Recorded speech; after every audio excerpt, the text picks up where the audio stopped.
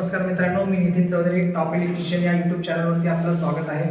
आज आपण शिकणार आहोत 12 मॉड्युलर बोर्ड इन्स्टॉलेशन। आपण 12 मॉड्युलरचा बोर्ड घेतलेला आहे, त्यामध्ये 5 स्विच, 4 डमी, एक फॅन रेग्युलेटर आणि एक सॉकेट घेतलेला आहे। त्याचं मी इन्स्टॉलेशन तुम्हाला सांगतो।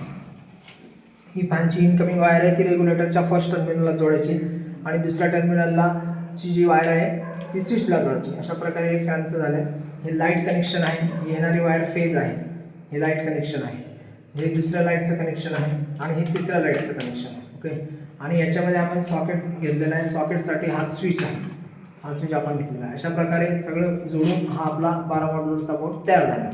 ही वायरिंग व्यवस्थित करू शकतो। रेड वायर जी आहे ती फेजसाठी वापरलेली आहे, ही ब्ल्यू वायर जी आहे ही इन्व्हर्टरसाठी वापरलेली आहे, ही ब्लॅक वायर आहे हा न्यूट्रल आहे आणि ही ग्रीन वायर आहे ही अर्थिंग आहे। इलेक्ट्रिकलच्या नियमाप्रमाणे सर्व कलर कोड हे व्यवस्थित वापरलेला आहे, याची दक्षता घेतलेली आहे। तर हा आपला 12 मॉड्युलरचा बोर्ड अशा प्रकारे इन्स्टॉल झालेला आहे। व्हिडिओ आवडल्यास लाईक, शेअर आणि सबस्क्राईब करा। धन्यवाद।